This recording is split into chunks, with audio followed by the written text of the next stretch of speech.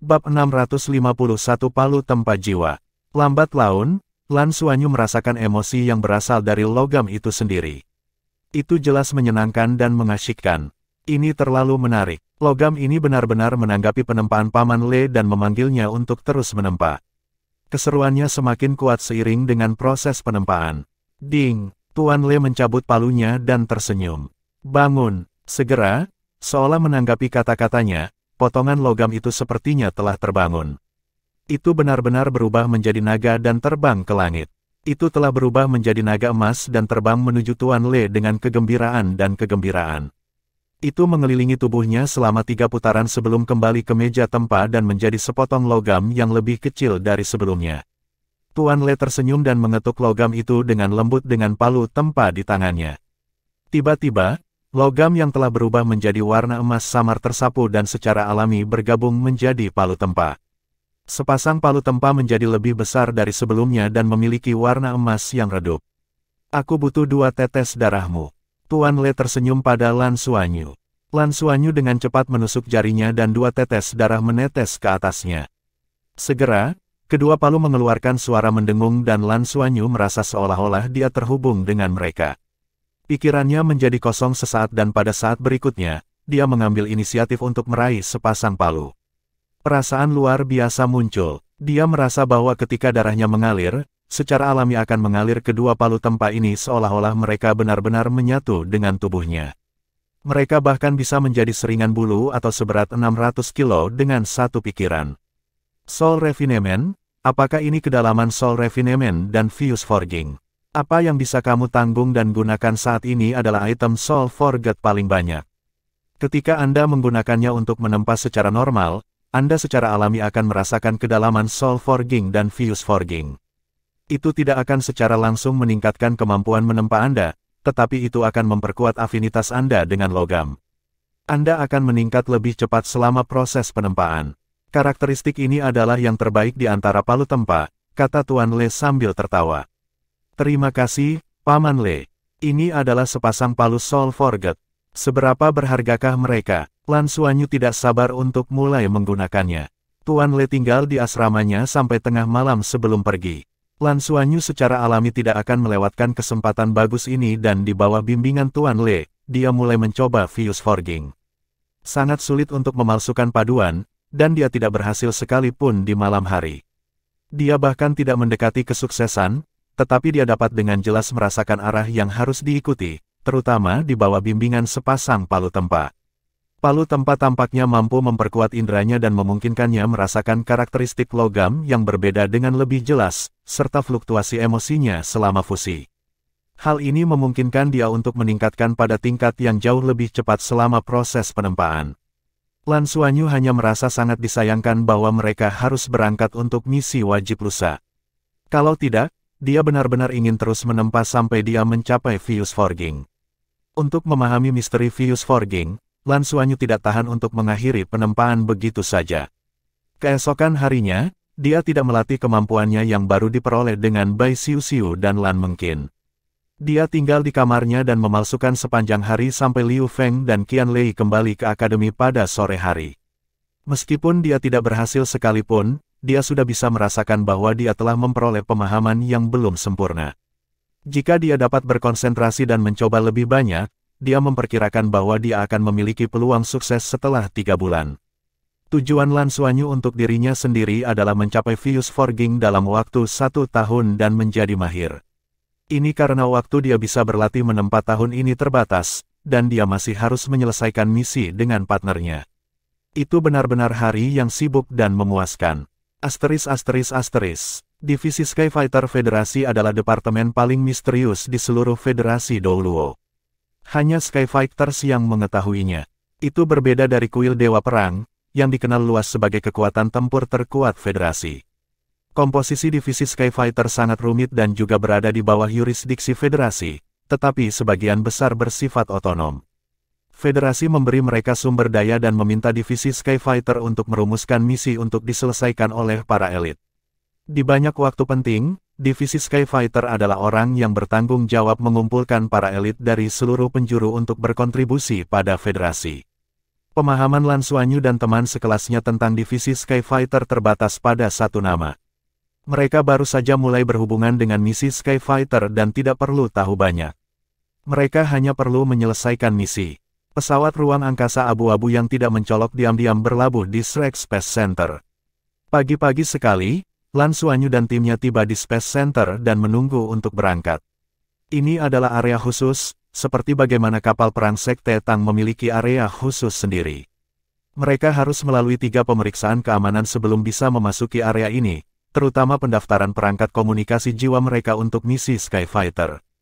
Tidak ada keraguan bahwa ini adalah area yang hanya dimiliki oleh divisi Skyfighter. Mampu memiliki area eksklusif di Shrek Space Center menunjukkan betapa kuatnya departemen ini. Orang harus tahu bahwa selain Akademi Shrek, hanya Sekte Tang yang memiliki area eksklusif. Bahkan tidak ada pagoda roh atau kuil dewa perang. Sambil menunggu untuk memasuki pesawat ruang angkasa, Lan Xuanyu menyadari bahwa mereka bukan satu-satunya yang berada di ruang tunggu. Ada juga orang lain di sana. Kebanyakan dari mereka masih muda, sedikit lebih tua dari mereka, dan totalnya ada lebih dari 20 orang. Orang-orang ini berpakaian berbeda, tetapi ketika mereka melihat seragam hijau di tubuh mereka, mereka mau tidak mau menunjuk ke arah mereka, tetapi mereka tidak mendekat. Orang-orang ini seharusnya Skyfighters juga, kan? Lan Xuanyu berpikir sendiri. Dan mereka sama dengan mereka, pejuang langit yang menjalankan misi di planet sumber naga. Mereka hanya akan mengetahui detail spesifik planet sumber naga setelah menaiki pesawat ruang angkasa. Mereka tidak terburu-buru. Tepat pada saat ini, seorang wanita parubaya yang mengenakan jas putih masuk.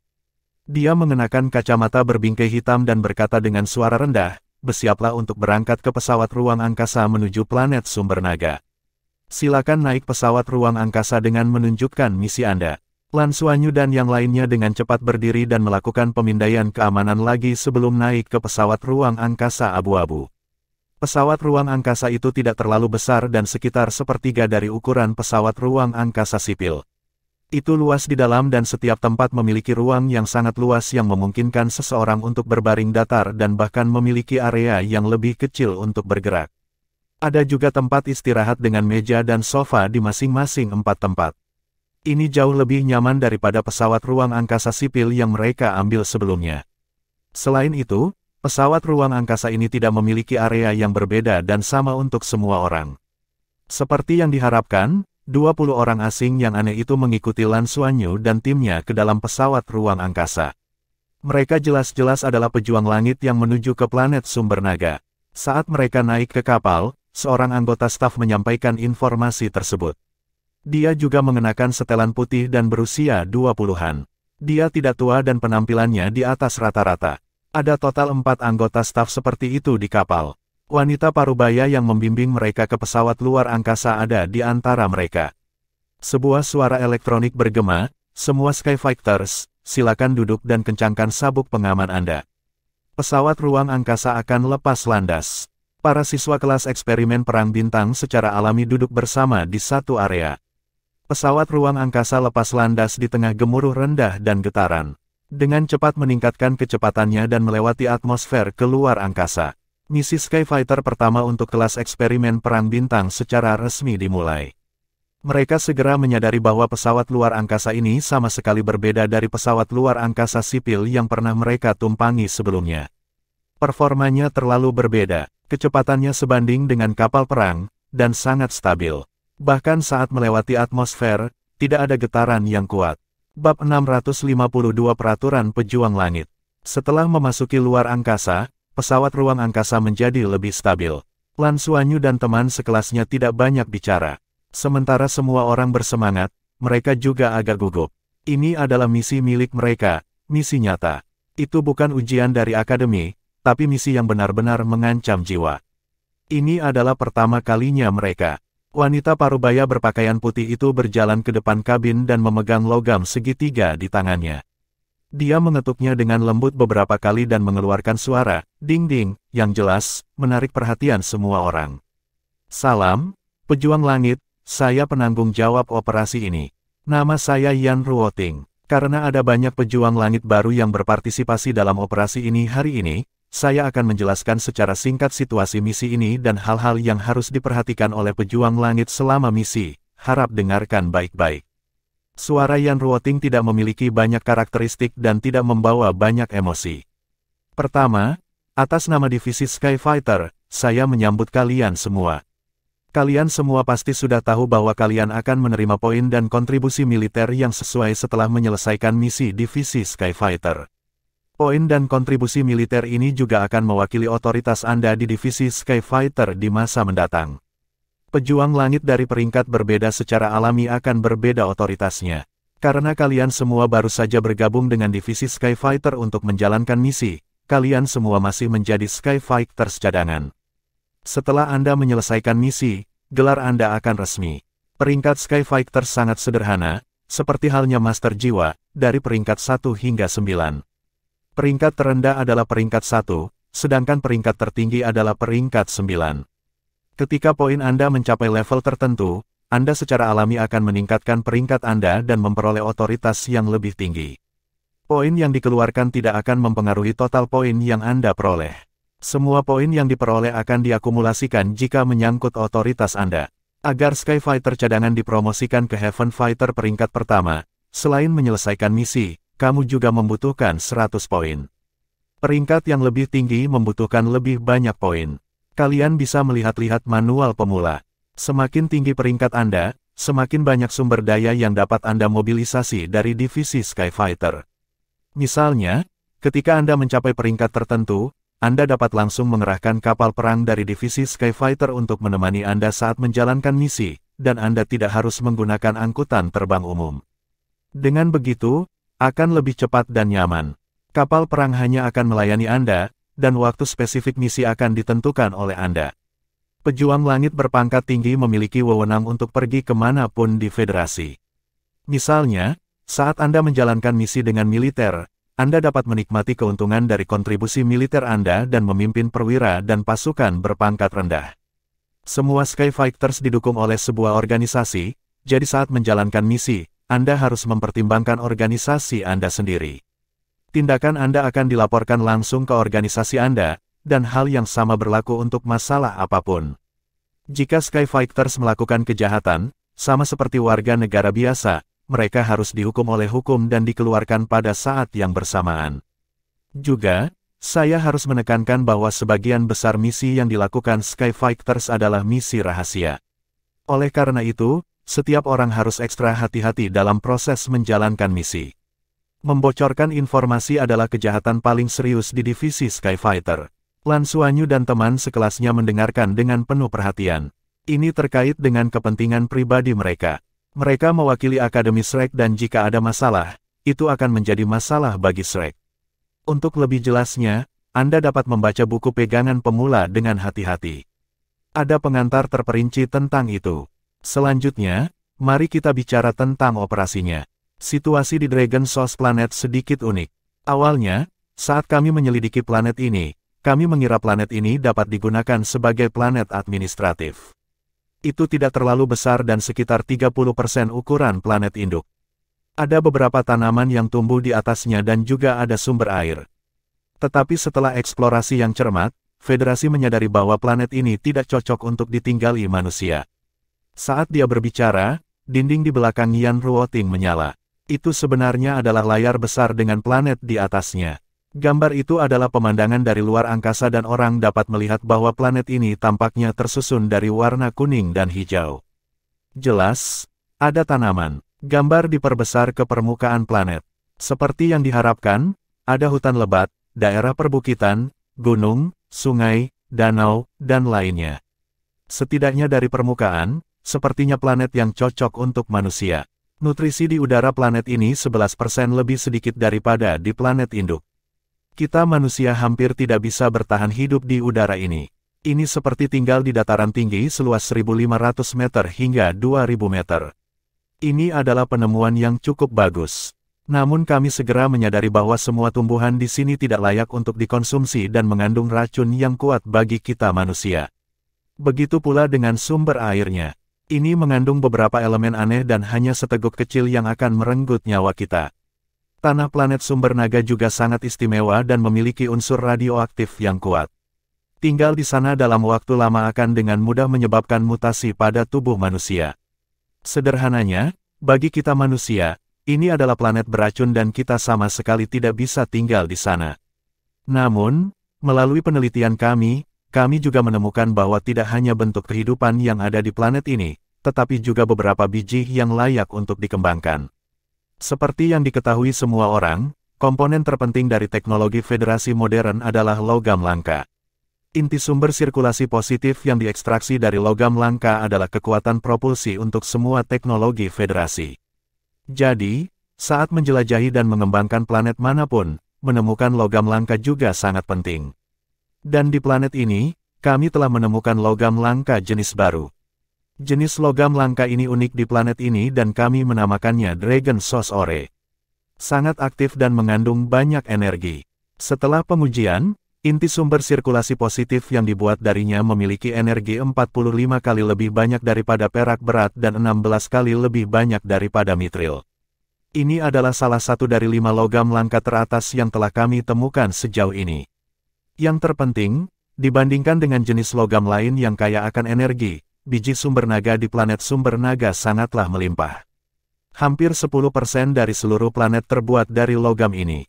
Jadi, planet sumber naga sangat penting bagi Federasi. Setelah membuat keputusan, Federasi memutuskan untuk mengembangkannya sebagai planet sumber daya. Namun selama proses pengembangan, kami menemui kendala. Alasan mengapa planet ini bisa melahirkan kehidupan berhubungan langsung dengan tahap evolusi planet itu sendiri. Ini adalah planet yang sudah sangat maju dalam evolusi. Ada makhluk kuat yang hidup di atasnya, mirip dengan naga. Naga di sana bukanlah naga sungguhan.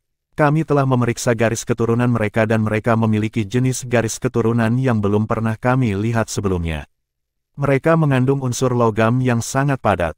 Proto-naga ini tidak memakan tumbuhan atau daging tetapi tumbuh dengan memakan biji sumber naga. Ini juga alasan mengapa mereka terus berevolusi dan sangat kuat. Proto-dragon mengandalkan pemisahan dan ketika konsentrasi biji sumber naga dalam darah mereka terlalu tinggi, mereka akan terbelah. Mereka akan dipecah menjadi proto-dragons baru. Setelah beberapa kali pemisahan, fungsi tubuh mereka akan menurun dan akhirnya, mereka akan menjadi kaku dan berubah kembali menjadi biji sumber naga. Jadi, di planet sumber naga, proto-naga memiliki ekosistemnya sendiri. Dan jumlahnya sangat banyak, hampir menutupi seluruh planet. Mereka sangat agresif. Bahkan jika mereka sendirian, mereka terus-menerus saling membunuh. Mereka tidak terlalu cerdas, dan selama mereka bertemu dengan makhluk hidup, mereka akan langsung menyerang. Cakar dan gigi mereka yang tajam dapat dengan mudah merobek pertahanan Mesya, dan seluruh tubuh mereka beracun. Untuk menduduki planet sumber naga dan milikku, Federasi menginvestasikan sejumlah besar kekuatan militer. Kami juga mempertimbangkan untuk menggunakan kapal perang luar angkasa untuk menyerang. Namun, di bawah suhu tinggi, biji sumber naga akan bermutasi dan kehilangan aktivitas energinya. Jika kita menggunakan kapal perang untuk menyerang, itu akan menyebabkan kerugian besar dari biji sumber naga. Oleh karena itu, kita hanya bisa menyerang dari darat. Bab 653 Sumber Naga. Ada kristal sumber naga di dalam tubuh proto-naga ini yang akan kita sebut sumber naga mulai sekarang. Mereka setara dengan biji sumber naga yang dimurnikan dan memiliki fungsi inti jiwa sumber sirkulasi positif sampai batas tertentu. Ini juga alasan mengapa kami sangat tertarik dengan sumber naga. Kristal sumber naga ini sangat berharga. Berburu sumber naga dan mendapatkan kristal mereka bahkan akan menghapus proses pembuatan inti jiwa sumber sirkulasi positif dan sangat mengurangi biaya. Oleh karena itu, meskipun lingkungan di planet ini buruk, ini adalah planet sumber daya yang langka. Jika Federasi mengirimkan pasukan, meskipun akan menghadapi banyak kesulitan, dengan teknologi Federasi, kita masih dapat membunuh semua sumber naga itu. Namun, Dragon Source Ore rentan terhadap suhu tinggi, pasti akan menimbulkan kerugian yang sangat besar. Pada saat yang sama, jika semua naga sumber terbunuh, tidak akan ada lagi kristal sumber naga. Bukan itu yang ingin kita lihat. Jadi, rencana Federasi untuk planet sumber naga adalah membesarkan sumber naga yang tidak cerdas ini yang seperti makhluk logam yang bermutasi dan mendapatkan kristal mereka. Biarkan Source Dragon itu dengan bebas melahap Dragon Source Ore dan memurnikannya. Selama kita membunuh naga sumber, kita akan dapat menuai banyak hadiah dan tidak perlu menghancurkan planet ini secara berlebihan. Itu bisa menjadi tempat harta karun bagi sumber daya Federasi untuk waktu yang lama. Planet sumber naga memiliki karakteristik yang sangat unik. Tampaknya mampu menyerap sejumlah besar sinar kosmik, dan begitulah lahirnya biji sumber naga. Oleh karena itu, selama kita berburu naga sumber hanya sampai batas tertentu, kita tidak akan merusak keseimbangan ekologis di sini dan kita akan dapat terus menjadikan tempat ini sebagai salah satu planet sumber daya terpenting di Federasi. Kapal perang generasi terbaru kita sudah mulai menggunakan Dragon Source Crystal sebagai sumber tenaga. Oleh karena itu, kami mengundang Anda semua ke sini untuk membantu Federasi mendapatkan lebih banyak kristal sumber naga. Lagi pula, Master Mesha biasa masih terlalu lemah untuk berburu naga sumber. Setelah mendengarkan penjelasannya, Lan Xuanyu dan timnya akhirnya memiliki pemahaman awal tentang planet sumber naga. Planet ini lebih menyusahkan daripada yang mereka bayangkan, tapi kelihatannya sangat menarik. Yan Ruoting mengetuk layar lebar di belakangnya. Layar berubah dan makhluk ganas muncul. Itu adalah eksistensi yang menyerupai naga bumi. Itu memiliki sisi kemas gelap yang tidak beraturan di sekujur tubuhnya. Itu tampak seperti tonjolan keras dengan kepala segitiga dan ekor panjang. Ada paku di sekujur tubuhnya. Ada banyak jenis proto-dragon, ada yang bisa terbang dan ada yang bisa bertarung di darat. Ada lebih dari selusin jenis.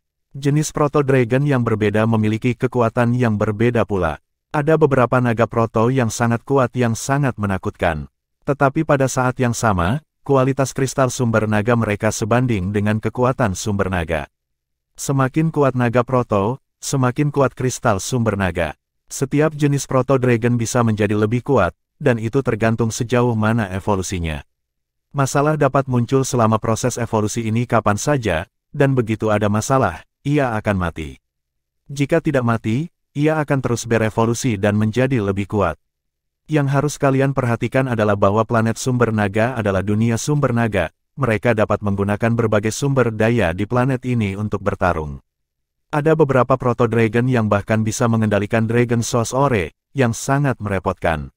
Dalam arti tertentu, kalian bisa memperlakukan mereka sebagai makhluk bertipe logam. Mereka paling baik dalam menggunakan metal untuk menyerang. Kristal sumber naga juga dibagi menjadi 9 tingkat. Federasi sudah memiliki sistem evaluasi yang terperinci. Misi Anda adalah menyerahkan masing-masing setidaknya 10 kristal sumber naga untuk ditukar dengan poin. Nilai terendah baik-baik saja, tetapi saya harus mengingatkan semua orang bahwa perjalanan bolak-balik hampir sebulan. Jika Anda tidak memiliki keuntungan yang cukup, Anda akan membuang-buang waktu Anda. Akhirnya, harap berhati-hati, Skyfighters. Saya harap misi Anda akan berhasil dan Anda dapat kembali dengan selamat. Kapal perang Skyfighters akan berangkat dari planet sumber naga setiap 10 hari sekali dan kembali ke planet induk. Setelah mendengarkan pengantar Yan Ruoting, semua orang mendapatkan gambaran umum yang lebih baik tentang pejuang langit dan misi di planet sumber naga, tetapi mereka masih harus mencari tahu detailnya dalam proses menyelesaikan misi. Temperatur yang tinggi akan memengaruhi kualitas biji sumber naga atau kristal sumber naga. Informasi ini adalah yang paling penting bagi Lan Xuanyu. Untuk 33 orang, 330 kristal sumber naga diperlukan untuk menyelesaikan misi dasar. Pesawat ruang angkasa akan lepas landas setiap 10 hari sekali. Dengan kata lain, mereka bisa tinggal di planet ini selama 10 hari. Mereka harus menyelesaikan misi dalam waktu 10 hari dan mendapatkan kristal sumber naga sebanyak mungkin. Inilah tujuan perjalanan mereka. Lan Xuanyu tidak banyak tidur kemarin dan sedikit mengantuk. Dia hanya menutup matanya dan memasuki kondisi meditasi. Waktu terbang 13 hari benar-benar tidak singkat. Sebagai anggota divisi Skyfighter, Yan Ruoting berasal dari Federasi. Mampu memasuki divisi Skyfighter secara alami berarti dia luar biasa. Dia juga seorang Skyfighter, peringkat 2 Skyfighter. Hanya Skyfighter yang bisa memegang posisi di divisi Skyfighter. Dia bisa dianggap sebagai warga sipil dan pangkatnya tidak tinggi. Dia tidak benar-benar berniat menaiki tangga. Selama perjalanan, Yan Ruoting mengamati para pejuang langit yang menjalankan misi ini dengan cermat. Pejuang langit kali ini dipilih oleh militer Federasi, beberapa dari Akademi Shrek, beberapa dari Pagoda Roh dan Kuil Dewa Perang. Sebagian besar dari mereka adalah Skyfighters yang baru dipromosikan. Melalui pengamatan, dia menemukan bahwa pejuang langit yang paling tenang adalah siswa dari Akademi Shrek. Mereka adalah yang termuda, tetapi kebanyakan dari mereka sedang bermeditasi dan tidak mau melepaskan waktu untuk berkultivasi. Seluruh perjalanan sangat sunyi tanpa kebisingan. Meskipun pejuang langit lainnya mampu mempertahankan kesunyian mereka, mereka sedikit gelisah dibandingkan dengan orang-orang dari Akademi Shrek. Mereka sesekali mengobrol dan mendiskusikan beberapa hal. Ada juga yang tidur nyenyak. Shrek memiliki jumlah orang terbanyak, tetapi mereka lebih seperti keseluruhan. Juga, Yan Ruoting menemukan sesuatu yang menarik. Ketika para siswa Akademi Shrek ini bangun untuk pergi ke toilet, mereka akan mengakhiri meditasi mereka dan berdiri. Mereka secara tidak sadar akan melihat satu orang dan kemudian pergi ke toilet. Yan Ruoting secara alami memperhatikan pemuda yang mereka lihat. Dia adalah anak laki-laki yang sangat tampan. Dia bermeditasi hampir sepanjang waktu dan sangat pendiam. Dia berada di tengah-tengah semua siswa Akademi Shrek. Setelah diperiksa lebih dekat, sepertinya semua orang sedang bermeditasi ke arahnya. Tapi dia jelas tidak memancarkan aura apapun selama meditasi. Sepertinya pemuda ini tidak sederhana. Dia harus menjadi pemimpin kelompok pemuda Shrek ini. Tidak ada yang pernah meremehkan siswa Akademi Shrek, bahkan jika mereka masih sangat muda. Dari Shrek, ada terlalu banyak orang dan pahlawan yang kuat. Siapa yang bisa mengatakan berapa banyak dari pemuda ini yang akan memasuki pengadilan negeri Akademi Shrek di masa depan? 13 hari, total 13 hari. Lan Xuanyu menghabiskan sebagian besar waktunya untuk bermeditasi karena waktu akan berlalu lebih cepat selama meditasi. Memang benar bahwa setiap orang yang diamati Yan Ruoting sedang bermeditasi di sekelilingnya karena aura yang dipancarkannya akan mempengaruhi para siswa secara halus. Yan Ruoting tidak dapat merasakannya karena Lan Xuanyu memiliki kendali yang baik atas auranya dan hanya akan membiarkan siswa di sekitarnya merasakannya. Pada saat yang sama, itu juga karena kekuatan spiritual Yan Ruoting lebih rendah darinya. Kita akan tiba di planet sumber naga. Semuanya, tolong akhiri meditasi kalian dan bersiaplah untuk mendarat. Suara elektronik terdengar. Setiap orang yang sedang bermeditasi, berangsur-angsur terbangun. Perjalanan selama 13 hari ini benar-benar terasa membosankan, apalagi di dalam pesawat ruang angkasa tanpa fasilitas hiburan apapun. Bab 654 tiba di planet sumber naga. Semua orang linglung karena meditasi yang lama dan sudah lama melupakan waktu. Lan Xuanyu menggeliat dengan malas. Apakah kita hampir sampai? Dia menoleh secara naluriah dan melihat keluar jendela. Seperti yang diharapkan, sebuah planet hijau kekuningan telah muncul di bidang penglihatan kapal perang dan mereka perlahan terbang. Planet ini secara bertahap membesar saat pesawat ruang angkasa memasuki atmosfer. Tampaknya ada bubuk logam di atmosfer, karena ada serangkaian suara gemerisik di luar pesawat ruang angkasa seolah-olah sedang dibaptis oleh badai pasir. Saat mereka melewati atmosfer, mereka akhirnya bisa melihat permukaan planet. Vegetasinya hijau dan sumber airnya tampak kuning. Ini adalah sumber warna hijau kekuningan dari Dragon Source Planet. Tepat pada saat ini, sekelompok pejuang luar angkasa tiba dari bawah dan terbang mengelilingi pesawat luar angkasa mereka untuk melindunginya. Ini adalah skuadron 10 kapal perang jiwa. Melihat mereka, Lan Xuanyu tidak bisa menahan rasa keakraban. Dari saat dia mulai belajar bagaimana mengemudikan pesawat tempur luar angkasa hingga sekarang, dia telah melalui proses yang menyakitkan itu dan dipenuhi dengan kesan yang baik terhadapnya. Dia bisa dianggap sebagai pilot berpengalaman sekarang. Bahkan gurunya, Tang Zhenhua, berkata bahwa tidak ada yang tersisa untuk mengajarinya dalam hal mengemudikan pesawat tempur luar angkasa. Dia harus memikirkan sendiri tingkat piloting yang lebih tinggi. Segera, mereka melihat mengapa perlindungan para pejuang luar angkasa diperlukan. Makhluk terbang-terbang dari bawah dan dengan cepat muncul di depan mereka. Itu adalah makhluk dengan 4 sayap. 4 sayapnya terbentang dan kepalanya sangat besar, hampir sebesar tubuhnya, sehingga kecepatan terbangnya tidak bisa dibilang cepat. Ada kristal kuning besar di bagian atas kepalanya dan panjangnya sekitar 6-7 meter. Ketika jaraknya masih sangat jauh, kristal kuning di kepalanya memancarkan cahaya keemasan ke arah mereka. Adegan aneh terjadi. Cahaya keemasan berangsur-angsur mengeras saat terbang, seolah-olah telah menyerap sesuatu dari udara dan berubah menjadi keberadaan seperti lembing. Itu terbang menuju pesawat ruang angkasa dengan kecepatan yang sangat cepat.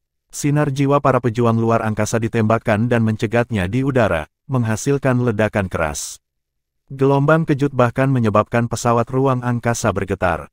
Setelah serangan Proto Dragon terbang itu, ia benar-benar mundur seketika dan lari tanpa melihat ke belakang.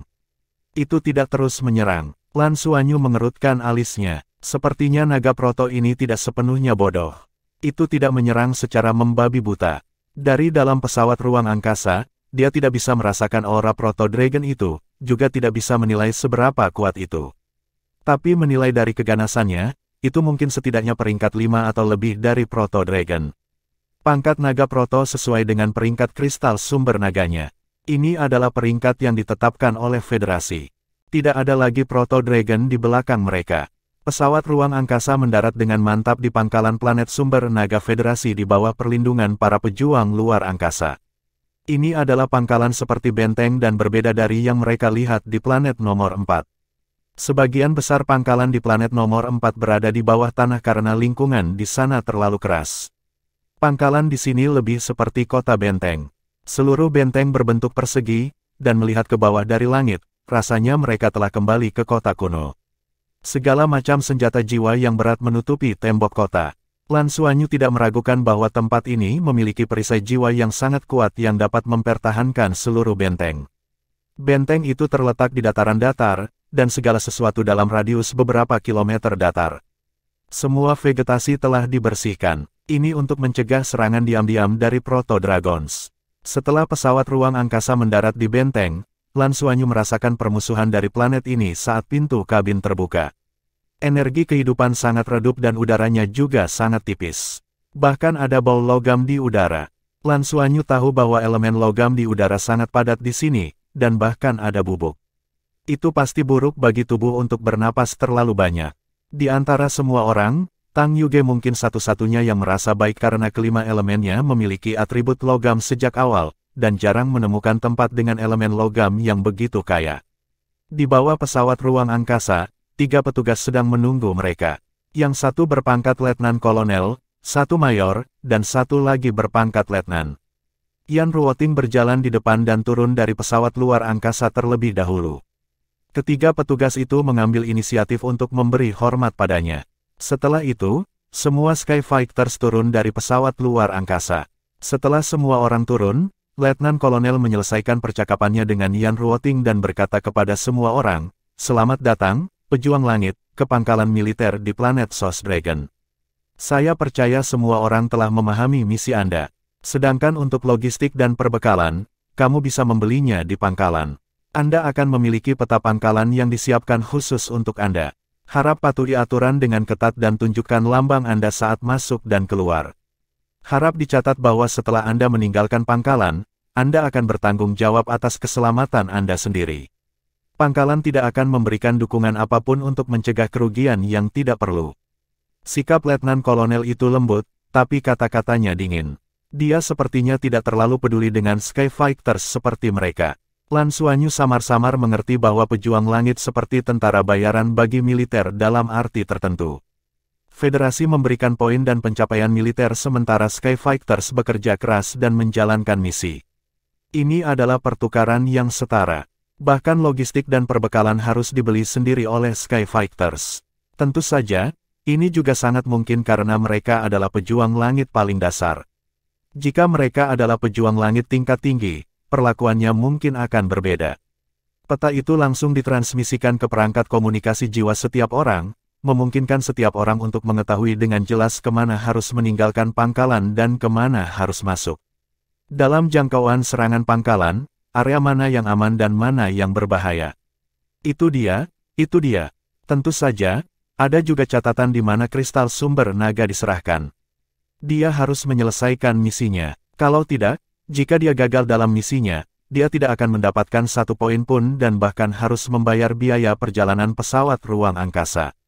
Tapi setelah menyelesaikan misi, dia tidak perlu membayar biaya perjalanan, dan dia akan diberi poin dan jasa militer. Sebelum misi sebenarnya dimulai, Lan Xuanyu dan teman sekelasnya diberi pelajaran tentang dunia nyata. Masyarakat ini realistis. Sebelum mereka menunjukkan kemampuan mereka, mereka tidak akan dihormati hanya karena mereka berasal dari Akademi Shrek. Di dunia Skyfighters, peringkat seseorang adalah segalanya. Yan Ruoting membawa mereka ke area barak eksklusif, yang merupakan tempat istirahat bagi mereka. Itu hanya barak yang sangat biasa. Ada toilet sederhana dan kamar untuk 4 orang. Mereka bisa kembali beristirahat kapan saja selama misi, tapi mereka harus membeli makanan dan air di sini. Perlu diketahui bahwa semua benda fisik dan air minum di sini diangkut dengan pesawat ruang angkasa dan sangat berharga. Lan Xuanyu bertanya-tanya dan terdiam. Semua harga di sini lebih dari 10 kali lipat dari harga Federasi. Tentu saja, ini ditargetkan pada Skyfighters dan gratis untuk tentara. Ada sekitar 30.000 tentara tetap di sini, dan mereka akan dirotasi setiap 5 tahun sekali. Mereka memiliki semua jenis senjata jiwa tingkat lanjut dan akan melawan naga protoplanet sumber naga secara acak untuk mengumpulkan kristal sumber naga. Skyfighters juga harus menjalankan misi serupa, tetapi tidak ada dukungan dari militer. Para pejuang langit tidak perlu istirahat sama sekali. Setelah bermeditasi di pesawat ruang angkasa selama lebih dari 10 hari, semua orang berada dalam kondisi terbaiknya. Satu-satunya hal yang mereka butuhkan adalah membiasakan diri dengan lingkungan di sini. Lan Xuanyu juga memulai pertemuan pertama misi Skyfighter mereka. Dia mengumpulkan semua 32 orang bersama-sama. Termasuk dia, ada 33 orang. Lan Xuanyu menatap rekan satu timnya dengan ekspresi serius. Bab 655 berpisah. Izinkan saya menekankan ini untuk terakhir kalinya. Ini bukan latihan, juga bukan penilaian. Ini adalah pertempuran nyata. Juga, kita akan menghadapi naga proto yang tidak bisa berkomunikasi dan tidak memiliki banyak kecerdasan. Itu hanya akan menyerang kita dengan ganas. Jadi, jika ada di antara Anda yang membuat kesalahan sekecil apapun, Anda mungkin akan menemui ajalnya di sini, atau menyaksikan teman Anda mati karena kesalahan Anda. Dunia ini sangat kejam, dan kami telah dipersiapkan oleh Akademi Shrek selama beberapa tahun ini dan menikmati berbagai manfaat Akademi. Sudah waktunya bagi kita untuk membayar harganya. Setelah 1 tahun ini, kami akan benar-benar menjadi orang Shrek. Hampir tidak ada masalah bagi kita untuk lulus dari pelataran luar, dan kita bahkan bisa memasuki pelataran dalam. Jika kita tidak bisa melewati dan menyelesaikan misi, maka kita akan tersingkir. Sama seperti saat kami pergi ke Elf Planet untuk upacara, sejak kita datang bersama, kita akan berjalan bersama. Seperti yang saya janjikan kepada kalian semua, saya harap kalian semua tidak akan menyerah atau meninggalkan siapapun dan mengatasi ini bersama-sama. Kami tidak akan meninggalkan siapapun, atau menyerah. Semua orang berteriak serempak, menyebabkan pejuang langit lainnya melihat mereka. Lan Xuanyu berkata dengan suara rendah, "Baiklah, saya akan mulai membagikan tim. Karena ada total 33 orang di kelas, tidak mungkin bagi saya untuk memberi perintah kepada kalian semua, jadi kami akan berpisah menjadi tim yang berbeda. Setiap tim akan dipimpin oleh seorang ketua tim. Perintah saya hanya akan diberikan kepada pemimpin tim. Sekarang, semua master jiwa tipe serangan, maju. Master jiwa tipe agility, melangkah maju. Master jiwa tipe pertahanan, melangkah maju. Master jiwa tipe kontrol, melangkah maju. Master jiwa tipe pendukung, melangkah maju. Buatlah 5 kelompok. Ia tidak mengelompokkan menurut jumlah orang, tetapi menurut kemampuan mereka. Tidak ada keraguan bahwa jumlah master jiwa tipe serangan yang bisa masuk ke Akademi Shrek adalah yang tertinggi.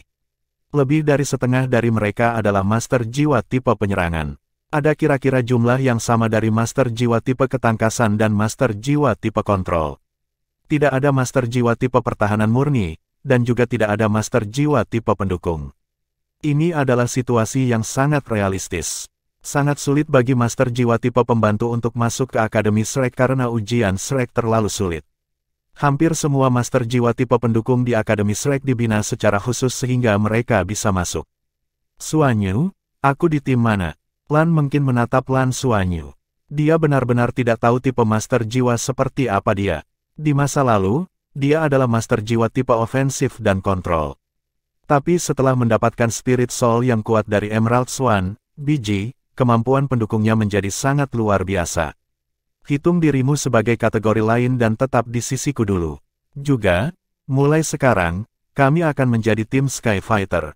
Semuanya, tolong panggil aku Kapten. Di bawah saya akan menjadi pemimpin tim. Master jiwa tipe serangan akan dibagi menjadi 2 tim, mereka yang pandai dalam pertempuran jarak dekat dan serangan jarak jauh. Dalam hal serangan, kira-kira 60% dari mereka bagus dalam pertarungan jarak dekat sementara 40% bagus dalam serangan jarak jauh. Lan Xuanyu berkata dengan suara rendah, kami sekarang akan dibagi menjadi beberapa tim. Pemimpin tim pertama, Tang Yuge. Tang Yuge akan bertanggung jawab atas semua master jiwa tempur jarak dekat tipe penyerangan. Termasuk Qian Lei, total ada 10 orang, termasuk Bai Xiuxiu. Awalnya, semua orang mengira Bai Xiuxiu akan menjadi pemimpin grup ini. Jelas bahwa ini adalah kelompok dengan jumlah orang terbanyak. Semua orang tahu tentang hubungan antara Bai Xiuxiu dan Lan Xuanyu, tapi yang ditunjuk adalah Tang Yuge. Kelompok kedua, Master Jiwa Ofensif Jarak Jauh. Lin Donghui akan bertanggung jawab. Penunjukan ini bahkan lebih mengejutkan karena di grup ini, yang terkuat tidak diragukan lagi adalah rekan setim Lan Xuanyu yang baik, Yuanen Huihui. Sejak mereka masuk akademi, Yuanen Huihui adalah yang terkuat. Grup ini memiliki total 7 orang. Tim ketiga, Master Jiwa Tipe Ketangkasan. Liu Feng akan memimpin dan kamu akan bertanggung jawab atas kepanduan. Ada total 7 Master Jiwa Tipe Ketangkasan.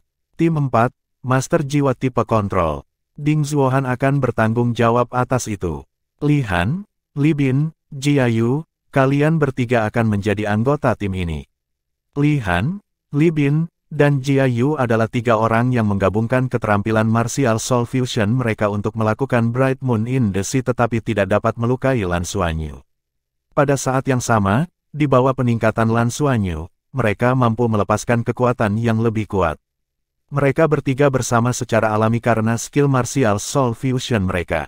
Martial Soul Li Han adalah Tide, yang seharusnya merupakan serangan jarak jauh. Martial Soul Li Bin adalah Bright Moon, yang juga merupakan serangan jarak jauh, dan dia telah dipindahkan. Jiwa bela diri yang dia kendalikan disebut pemanggilan makhluk laut. Mereka bertiga pergi ke tim kontrol. Lan Xuanyu ragu sejenak sebelum berkata, kalian bertiga harus pergi ke area serangan jarak jauh dan biarkan Lin Donghui memerintah. Memang benar bahwa Ocean Life Bright Moon memiliki kemampuan untuk mengendalikan area yang luas, tetapi juga memiliki kemampuan untuk menyerang area yang luas.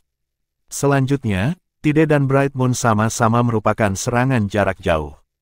Pemanggilan makhluk laut harus dikoordinasikan dengan Tide untuk melepaskan kekuatan maksimumnya. Oleh karena itu, tampaknya lebih cocok untuk serangan jarak jauh. Jia Yu, yang awalnya dianggap sebagai tipe kontrol, telah bergabung dengan tim penyerang jarak jauh dan menambahkan 1 orang lagi ke tim Lin Donghui. Mereka menjadi 8. Tim kontrol memiliki 1 orang lebih sedikit, tetapi masih ada 6 orang. Selain Lan Mengqin dan Lan Xuanyu, sisanya dialokasikan. Lan Xuanyu berkata dengan suara rendah, Lan Mengqin dan saya akan membentuk tim tipe pendukung, dan saya akan bertanggung jawab. Saat kita bergerak, Soul Master tipe Agility akan bertugas mengintai dan mencari Proto Dragon. Saat kita bertarung, pemimpin tim akan mendengarkan perintahku. Tim pertama akan berada di depan, dan tim kedua dan keempat akan berada di belakang. Tim dukungan kami akan berada di tengah. Bersiaplah untuk pindah. Pertarungan nyata adalah cara terpenting untuk menguji kekuatan seseorang dan membiasakan diri dengan lingkungan. Lan Xuanyu tidak memiliki gagasan yang jelas tentang bagaimana melawan naga proto. Hanya dengan menjelajah dalam pertempuran dengan Proto Dragons dia bisa benar-benar mengerti. Misi tersebut memiliki tingkat kesulitan 3, dan Akademi telah menugaskan mereka untuk mengumpulkan total 24 poin kesulitan. Berbicara secara logis, kesulitan ini seharusnya menjadi sesuatu yang bisa mereka tangani. Melalui panduan perangkat komunikasi, mereka dengan cepat menemukan pintu keluar pangkalan. Setelah memindai dan memeriksa perangkat komunikasi mereka, gerbang logam perlahan terbuka. Misi pertama kelas eksperimen perang bintang secara resmi dimulai. Lan Xuanyu berkata dengan suara rendah, Liu Feng, keluar dan lakukan penyelidikan sendiri. Temukan Proto Dragon dan pancing dia. Iya, oksigen di dalam benteng relatif cukup dan terisolasi dari radiasi. Ketika mereka meninggalkan benteng, mereka langsung merasa sesak napas. Seolah-olah ada energi tak terlihat yang secara halus merusak tubuh mereka. Cuaca di luar berwarna abu-abu dan udara dipenuhi dengan elemen logam samar yang menyerupai pecahan logam. Orang biasa tidak akan bisa bertahan lama di udara seperti itu dan relatif lebih baik bagi para master jiwa. Paling tidak, master jiwa masih bisa menghirup udara seperti itu dan menggunakan kekuatan jiwa mereka untuk menahan radiasi. Lan Xuanyu menyipitkan matanya. Dia telah menentukan bahwa bertarung di lingkungan seperti itu akan menghabiskan lebih banyak kekuatan jiwa daripada biasanya. Sekelompok 33 orang meninggalkan pangkalan dan segera bergerak maju. Daerah sekitar sudah dibersihkan, jadi secara alami tidak ada proto-dragon di daerah ini. Begitu mereka memasuki jarak tembak, mereka akan menjadi umpan meriam di bawah meriam jiwa yang kuat itu. Tim pertama berada di depan, sedangkan tim lainnya berada di belakang. Qianlei adalah yang paling menarik perhatian karena dia adalah yang tertinggi dan terkuat di seluruh kelas. Lan Xuanyu duduk di tengah saat mereka bergerak maju dengan cepat. Saat mereka bergerak maju, terdengar suara gemuruh di belakang mereka. Ketika mereka menoleh, mereka melihat dua kereta perang segala medan melaju kencang. Jenis kendaraan segala medan ini seperti kendaraan lapis baja dengan roda dan rel di bawahnya, cocok untuk bepergian di sebagian besar tempat. Dan ketika mereka melintasi pegunungan, itu akan berubah. Akan ada beberapa anggota logam yang sangat elastis keluar yang bisa memantul dan mencengkeram bebatuan keras. Ada juga sistem pemindaian lanjutan yang dapat memindai berbagai medan dan memilih cara terbaik untuk bepergian. Bab 656 Provokasi. Jenis kereta perang segala medan ini digunakan oleh militer federal untuk eksplorasi dan paling cocok untuk digunakan di lingkungan yang tidak dikenal. Itu juga memiliki penghalang pelindung. Tentu saja, harganya juga tidak murah. Ada 8 orang di dalam 2 kereta perang, dan mereka adalah pejuang langit yang ikut bersama mereka di pesawat ruang angkasa. Lan Xuanyu telah mendengar dari percakapan mereka bahwa mereka adalah anggota Pagoda Roh. Ayo, anak-anak kecil Shrek baru saja berjalan. Betapa hematnya, mereka tidak punya uang, ya. Melihat bahwa 2 kereta perang segala medan akan menjangkau mereka, seorang pemuda di kereta perang pertama menepuk kereta perang di bawahnya dan berkata kepada Lan Xuanyu dan yang lainnya. Lan Mengqin, yang berada di sebelah Lan Xuanyu, mengerutkan kening dan hendak membalas ketika dia dihentikan oleh Lan Xuanyu. Kami hanya siswa miskin, kami tentu saja tidak bisa dibandingkan dengan orang kaya dari Spirit Pagoda, jawab Lan Xuanyu sambil tersenyum. Pria muda di dalam mobil itu tertawa. Kalau begitu kita akan pergi dulu. Kami akan bersaing nanti dan lihat apakah kalian atau kami yang akan mengumpulkan lebih banyak kristal sumber naga. Meskipun kalian memiliki lebih banyak orang, kalian masih muda, jadi ayo bersaing secara seimbang. Kami hanya memiliki 8 orang, haha. Saat mereka tertawa, kedua kereta perang itu tiba-tiba melesat dan berjalan dengan angkuh. Dalam sekejap, debu beterbangan kemana-mana, menyebabkan para siswa dari Akademi Shrek diselimuti debu. Banyak siswa memandang Lan Xuanyu tanpa sadar, tetapi dia menggelengkan kepalanya dan melambaikan tangannya pada saat yang sama, tidak membiarkan mereka bergerak. 2 kereta perang bersiul lewat, dan di samping pemuda yang baru saja berbicara adalah seorang gadis muda yang terlihat berusia sekitar 20 tahun. Dia berbalik dan melihat sosok hijau di kejauhan dan berkata kepada pemuda itu, temperamen Akademi Shrek cukup bagus. Tapi jarang melihat begitu banyak orang menjalankan misi pada waktu yang bersamaan. Mereka harus menjadi tahun keempat dari Outer Court. Senyum di wajah pemuda itu menghilang. Tidak sederhana sama sekali. Saya sengaja menguji mereka untuk melihat reaksi mereka. Mereka lebih kuat dari yang kukira. Bagaimana kamu bisa tahu? Gadis muda itu bertanya dengan rasa ingin tahu. Pemuda itu berkata, mereka tenang dan tidak mengungkapkan terlalu banyak emosi. Pria muda yang memimpin itu sangat tenang. Lebih penting lagi, apakah Anda memperhatikan bahwa meskipun yang lain marah, tidak satu pun dari mereka yang berbicara? Jelas bahwa mereka hanya mendengarkan pemuda itu.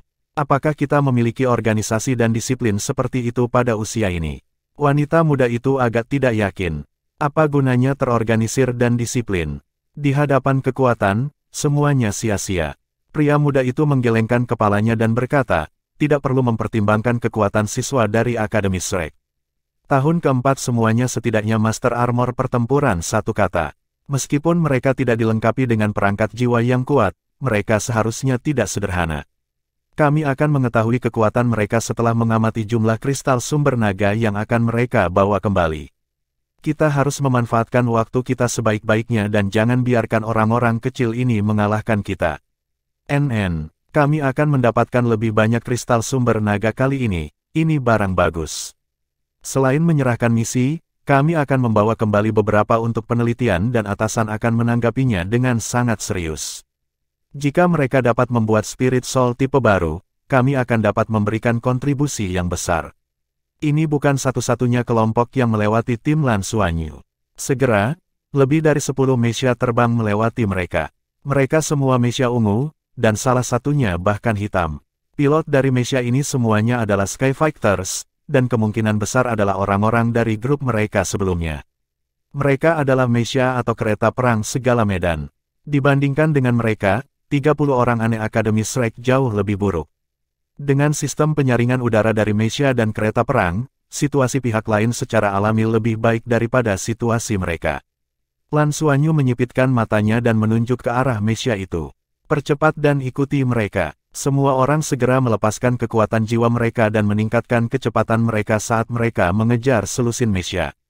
Kecepatan mereka hanya didorong oleh kekuatan jiwa mereka, jadi tentu saja, mereka tidak bisa dibandingkan dengan Mesia. Tapi itu bukan masalah untuk hanya mengikuti arahan umum. Lan mungkin memandang Lan Xuanyu yang tenang di sampingnya dan tiba-tiba memiliki perasaan aneh karena dia tiba-tiba teringat saat mereka mengikuti Yuanen Hui Hui dari jauh selama ujian masuk. Pada akhirnya, dia tidak hanya mengambil sebagian besar keuntungannya, dia bahkan membuat Yuanen Hui Hui menitikkan air mata rasa terima kasih. Saat itu, dia sudah tahu betapa jahatnya Lan Xuanyu. Dan pada saat ini, pemandangan ini adalah replika dari apa yang terjadi saat itu. Tidak ada keraguan bahwa Lan Xuanyu akan memanfaatkan sesama pejuang langitnya. Setelah melewati tanah tak bertuan, mereka tiba di daerah perbukitan dengan segala macam tanaman tumbuh di atasnya. Jumlah mereka tidak banyak dan jumlahnya sangat sedikit. Tidak ada tanda-tanda kehidupan. Lan Xuanyu berkata, semuanya, berhati-hatilah. Tumbuhan di sini beracun. Cobalah untuk tidak mendekati tanaman apapun. Perhatikan juga apakah ada perubahan di udara untuk mencegah gas beracun. Frenzy, ikuti mecas itu dan terus perbarui kami kapan saja. Petik 2. Baiklah, jawab Liu Feng. Dengan sekejap, dia meningkatkan kecepatannya dan berubah menjadi cahaya perak. Dia meningkatkan kecepatannya dan menghilang dalam sekejap mata. Lan Xuanyu menyipitkan matanya dan melepaskan kekuatan spiritualnya, diam-diam merasakan situasi di kejauhan. Sebelum dia pergi, dia menguji kekuatan-kekuatan spiritualnya dan menemukan bahwa itu telah menembus 8.000 poin. Ini adalah keuntungan dari maju ke ring 4.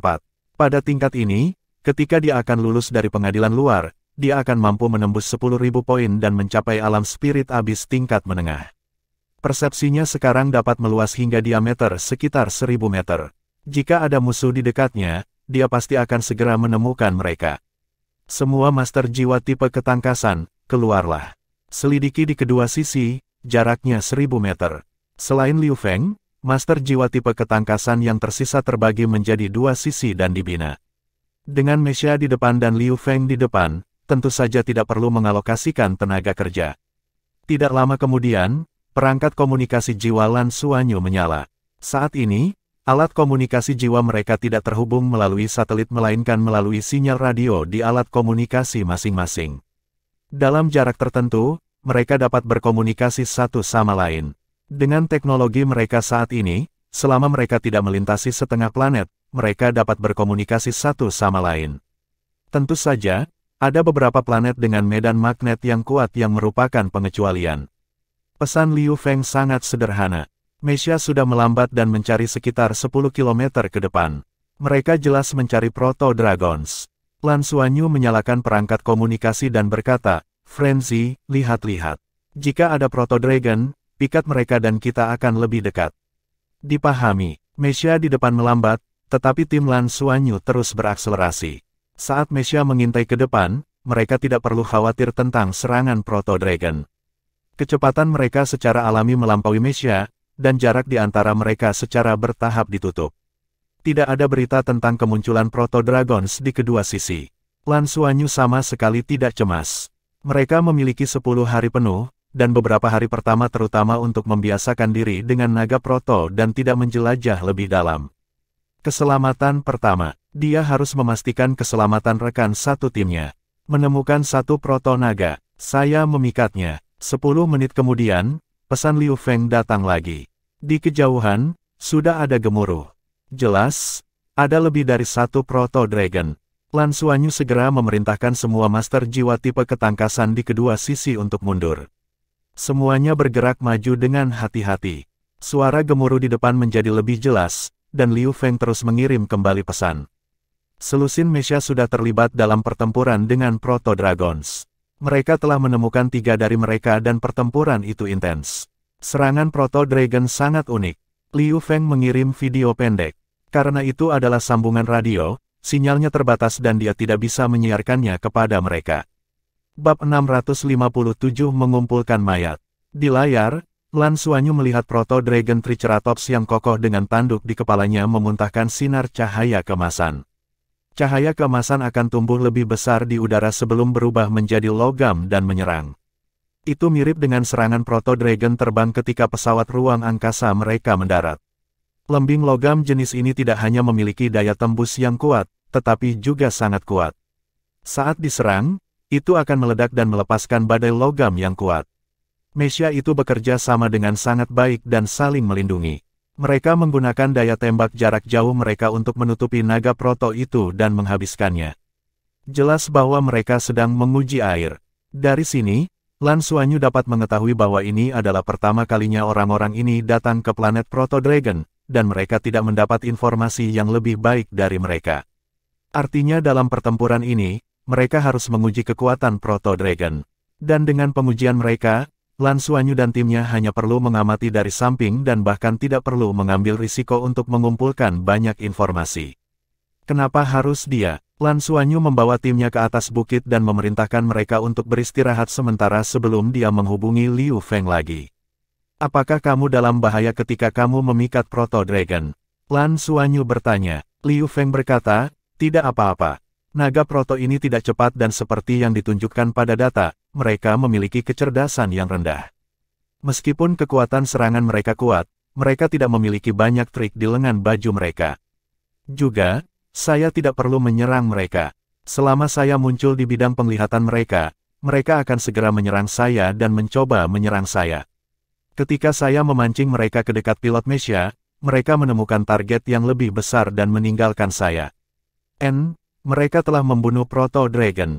Mereka benar-benar memiliki reaksi yang kuat terhadap energi panas. Sinar jiwa cukup efektif dalam membunuh, tetapi mereka masih perlu menyerang beberapa kali sebelum dapat menembus pertahanan mereka. Yang kedua juga mati. Hanya ada satu yang tersisa, yang saya pimpin. Dari kelihatannya, naga proto ini setara dengan monster jiwa 100 tahun biasa dan tidak dianggap kuat. Ada yang lebih besar yang hampir tidak mencapai level 1000 tahun. Tetapi dalam proses pertempuran, mereka jelas dapat menggunakan elemen logam di planet sumber naga untuk membantu mereka dan meningkatkan kekuatan serangan mereka. Lan Xuanyu berkata, baiklah, saya mengerti. Terus ikuti Mesha tersebut dan tandai posisinya. Kami akan mengikuti di belakang. 10 menit kemudian, Lan Xuanyu dan teman-teman sekelasnya melihat 3 mayat Proto Dragon raksasa. 2 dari naga proto panjangnya sekitar 4 meter dan yang lainnya panjangnya lebih dari 6 meter. Seharusnya yang lebih besar yang disebutkan Liu Feng. Yang panjang 4 meter adalah tentang Proto Dragon peringkat 2, sedangkan yang 6 meter adalah tentang Proto Dragon peringkat 3. Lan Xuanyu dengan cepat mengambil kesimpulan berdasarkan informasi yang diperolehnya. Yuge, periksa mayat Proto Dragon ini. Lan Xuanyu memanggil Tang Yuge. Tang Yuge berjongkok di sebelah Proto Dragon dan meletakkan tangannya di tubuhnya. Kilau logam samar berkembang di sekelilingnya dan menghubungkan tangannya ke tubuh Proto Dragon. Setelah beberapa saat, Tang Yuge menyipitkan matanya dan mengerutkan kening. Agak aneh. Lan Xuanyu bertanya, apa yang aneh? Tang Yuge menunjuk ke lubang besar di kepala Proto Dragon dan berkata, kristal sumber naga seharusnya ada di kepala. Itu harus menjadi inti energi mereka. Namun, setelah kehilangan kristal sumber naga, seluruh tubuh proto naga ini telah berubah menjadi logam. Jadi, Anda bisa memperlakukan Proto Dragon saat ini sebagai logam setelah diukir. Ini sama sekali bukan bentuk kehidupan yang mati, tapi sepotong besar biji sumber naga. Hati Lan Xuanyu bergerak. Dengan kata lain, mayat proto naga ini telah menjadi sumber emas naga. Bisakah saya menafsirkannya seperti ini? Tang Yuge mengangguk dan berkata, ya, tetapi ada banyak ketidakmurnian dalam logam dan perlu dimurnikan sebelum dapat dianggap sebagai logam langka yang nyata. Kotoran mengambil sekitar 40% dari logam dan hanya 60% yang dapat disuling menjadi biji sumber naga biasa. Melalui penempaan, efeknya akan lebih baik. Biji sumber naga ini adalah elemen logam yang sangat murni dan memiliki afinitas yang kuat dengannya. Ini dianggap sebagai logam langka yang cukup bagus. Saat dia berbicara, telapak tangannya menjadi merah menyala dan permukaan mayat proto-dragon mulai meleleh. Tapi biji sumber naga ini sepertinya sangat takut dengan energi panas. Benda ini tidak bisa digunakan untuk membangun mecha, kan? Pantas saja informasi yang diberikan divisi Skyfighter hanya mengatakan bahwa mereka cocok untuk membuat unit sirkuit jiwa sumber sirkulasi positif, kata Tang Yuge. Lan Xuanyu sedikit menganggukkan kepalanya dan menyentuh mayat ketiga naga proto ke dalam cincin takdirnya. Ini adalah logam langka, meskipun ada banyak ketidakmurnian, jumlahnya tidak sedikit. Ketiga naga proto ini beratnya beberapa ton. Seharusnya cukup untuk memurnikan beberapa ratus kilogram logam langka. Lan Xuanyu tidak tahu mengapa, tetapi setelah mendengarkan penjelasan Tang Yuge, dia merasa itu agak aneh. Jika kristal sumber naga adalah inti energi murni, bagaimana mereka memberi proto naga ini kemampuan untuk bergerak? Jika proto dragon ini kehilangan kristal sumber naga mereka akan menjadi logam atau bahkan makanan untuk proto-dragon lainnya. Lalu bagaimana naluri mereka muncul?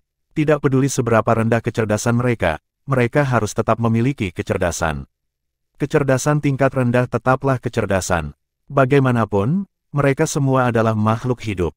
Meskipun itu yang dia pikirkan, kebenaran ada tepat di depannya. Dia tidak tahu apa yang sebenarnya terjadi dan tidak bisa membuat penilaian. Federasi seharusnya menemukan ini tetapi mereka tidak bereaksi. Mereka pasti telah menelitinya secara menyeluruh. Saya akan melihat apa yang terjadi setelah saya mendapatkan kristal sumber naga. Lan Xuanyu menyembunyikan keraguannya di dalam hatinya dan memimpin timnya untuk berangkat sekali lagi. Mereka mengikuti bimbingan Liu Feng dan mengejar mecha di depan. Master jiwa tipe ketangkasan dikirim dari kedua sisi untuk mengintai. Mecha itu tidak lemah sama sekali. Dalam 2 jam, mereka telah mengambil lebih dari selusin mayat proto-dragon. Di antara mereka, yang terkuat adalah peringkat 4 proto-dragon. Bukan karena pilot mecha tidak ingin membawa mayat-mayat ini, tetapi dibandingkan dengan mayat proto-dragon, kristal naga jelas lebih berharga dan tidak memakan banyak ruang. Tidak semua orang memiliki perangkat penyimpanan jiwa yang besar seperti Lan Xuanyu. Harga perangkat penyimpanan jiwa yang bisa menyimpan mecha sudah sangat mahal. Di Akademi Shrek, seseorang membutuhkan 5 lambang ungu untuk ditukar. Setelah menyimpan mecha, di mana lagi mereka bisa menyimpan mayat? Tapi Lan Xuanyu bisa melakukannya. Cincin takdirnya memiliki ruang seluas 10.000 meter persegi, dan dia pernah menyimpan sebuah kapal perang. Jadi, mengambil lebih dari selusin mayat adalah hasil panen yang nyata. Militer Federasi mungkin juga tidak terlalu tertarik dengan ini. Misi mereka saat ini adalah untuk mendapatkan kristal naga, tetapi setelah mengembalikannya, mereka dapat memperbaikinya menjadi logam langka. Bahkan jika mereka tidak bisa membuat battle armor dan mecha, mereka masih bisa menjualnya ke akademi. Ini semua adalah lambang yang dapat dikumpulkan tanpa banyak usaha.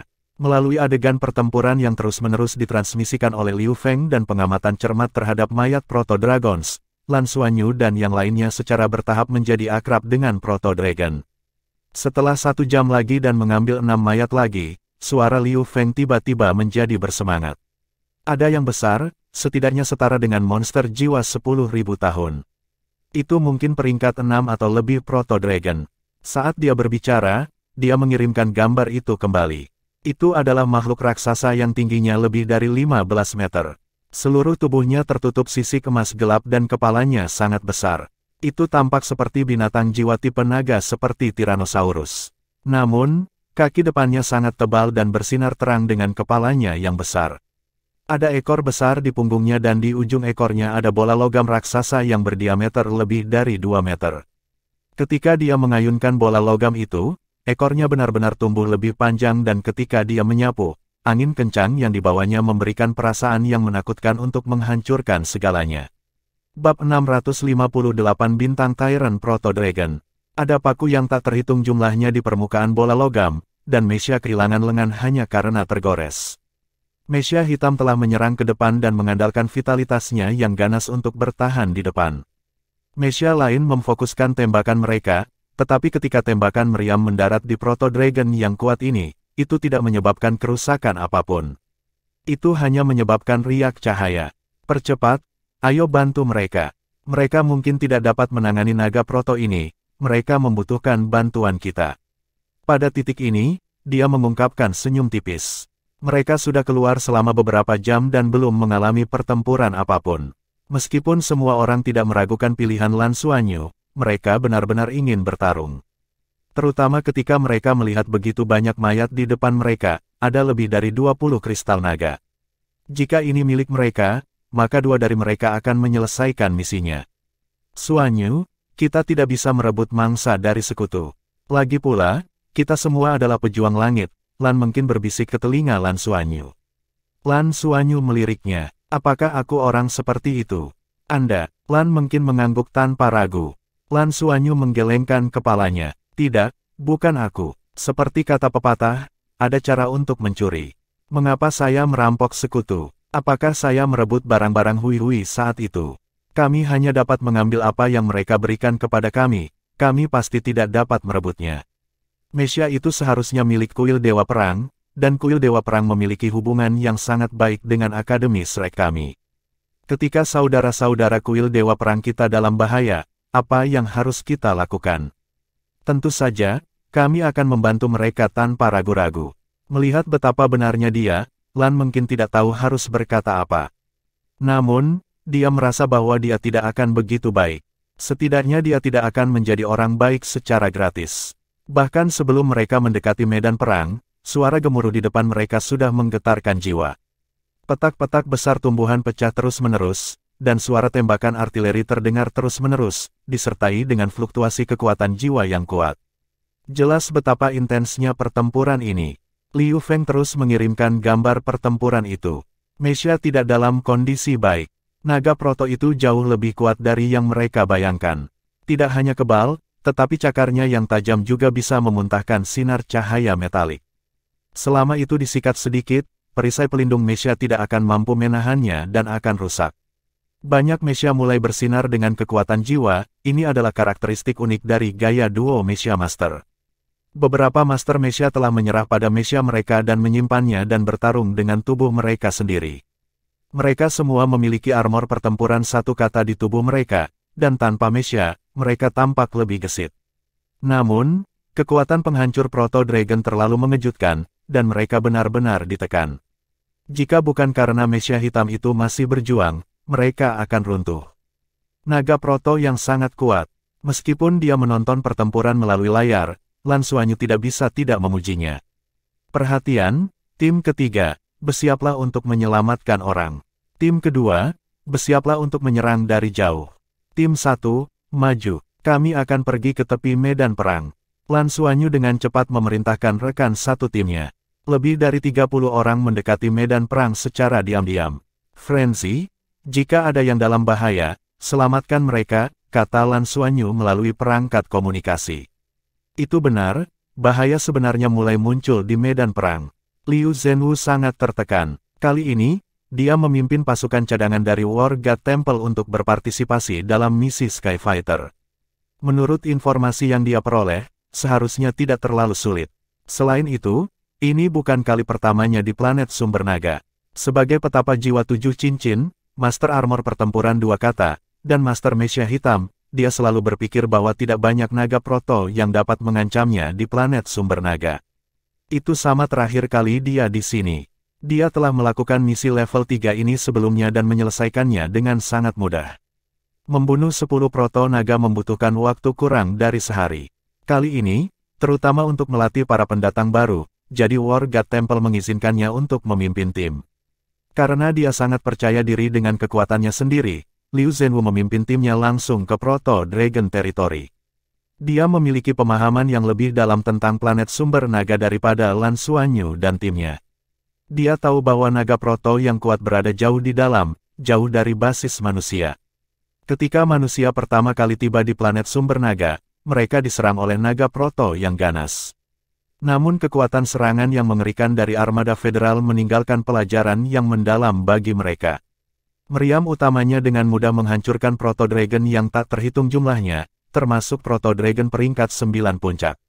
Sejak saat itu, terjadi beberapa perubahan pada habitat Proto Dragon di Dragon Source Planet. Proto Dragon terkuat ada di sisi lain planet ini, itulah sebabnya dia berani membawa orang masuk begitu cepat. Siapa yang mengira setelah membunuh lebih dari 20 Proto Dragons, mereka akan bertemu dengan yang ini. Itu adalah Proto Dragon peringkat 6. Ada juga nama yang diberikan oleh Federasi untuk itu, Star Tyrant Proto Dragon. Senjata terkuatnya adalah ekornya yang besar. Itu seperti palu meteor dengan ekor yang menakutkan yang bisa menjadi lebih panjang atau lebih pendek, pertarungan jarak dekat atau jarak jauh yang bagus. Kekuatan serangannya tak tertandingi. Ketika elemen logam meledak, itu bukanlah sesuatu yang bisa ditahan oleh Meshia biasa. Meshia hitamnya mulai menunjukkan tanda-tanda kerusakan setelah melawan beberapa kali. Dan Star Tyrant Proto Dragon memiliki aspek lain yang sangat kuat, yaitu dapat terus menyerap elemen logam untuk memperkuat dirinya sendiri dan memulihkan konsumsi energinya. Ini adalah bagian yang paling merepotkan. Dia tidak dapat menembus pertahanan pihak lain dan ditekan oleh Star Tyrant Proto Dragon.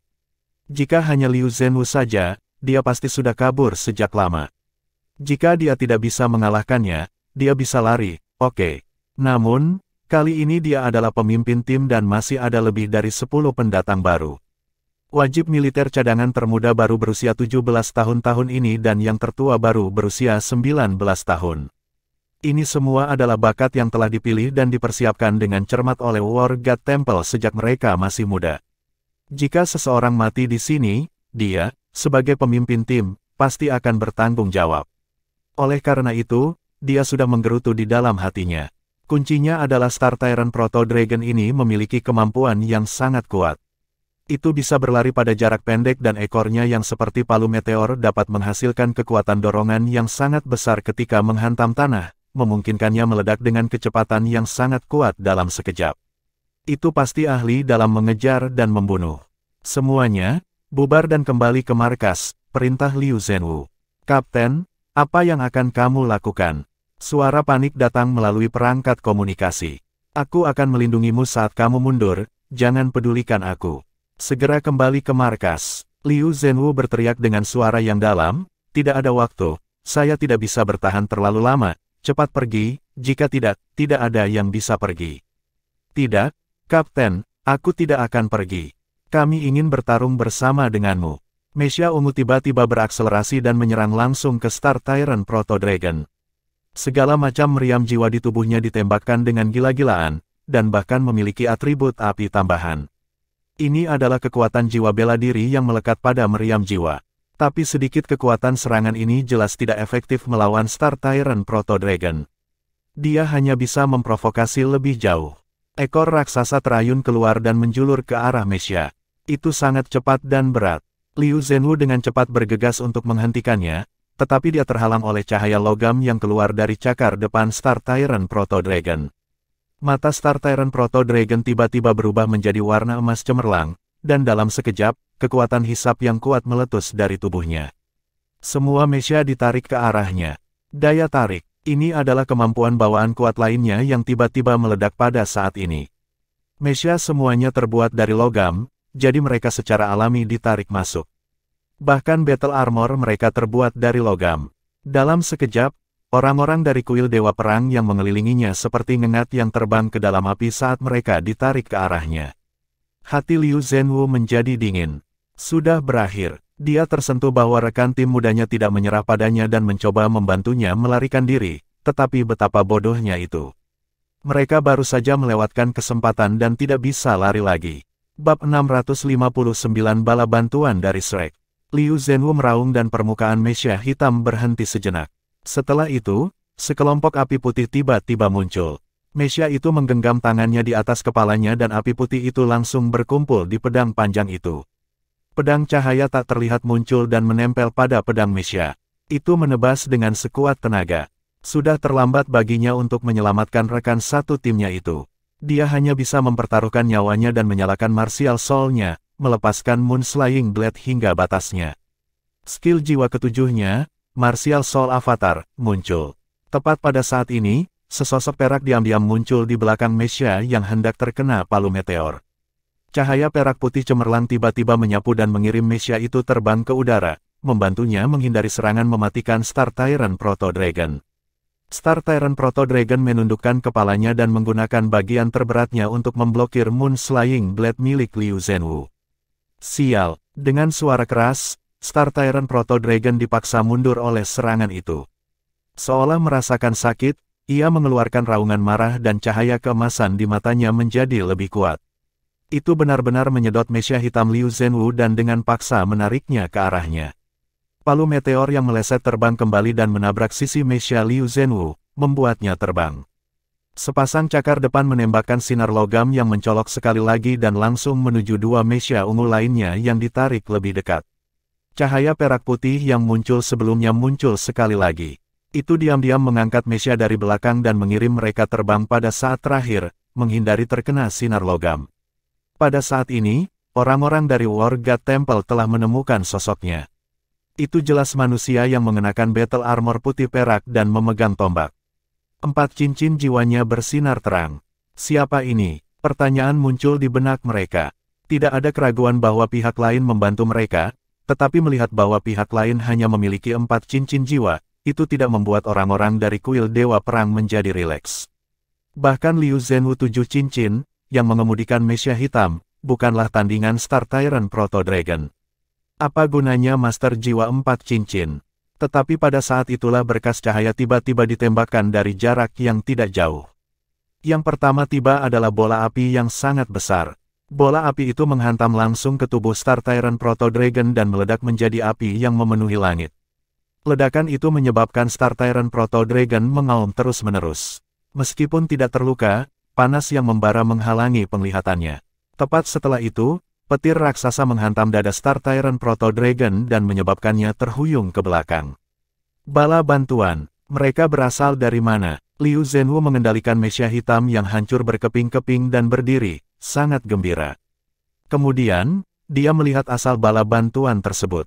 Sosok hijau itu terlalu mencolok. Mereka mengenakan seragam hijau dan memiliki aura kekanak-kanakan masa muda.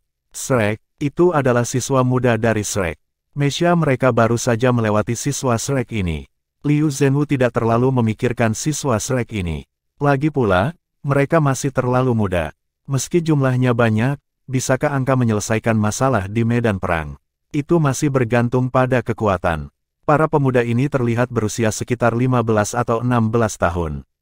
Seberapa kuat mereka? Tentang 3 cincin, 4 cincin tidak akan buruk. Dan pada saat ini, ketika para pemuda ini muncul di belakang mereka, Liu Zhenwu merasa sangat tersentuh. Tidak peduli apa, itu adalah bala bantuan. Dan dari 2 serangan tadi, mereka setidaknya memiliki kekuatan 5 ring.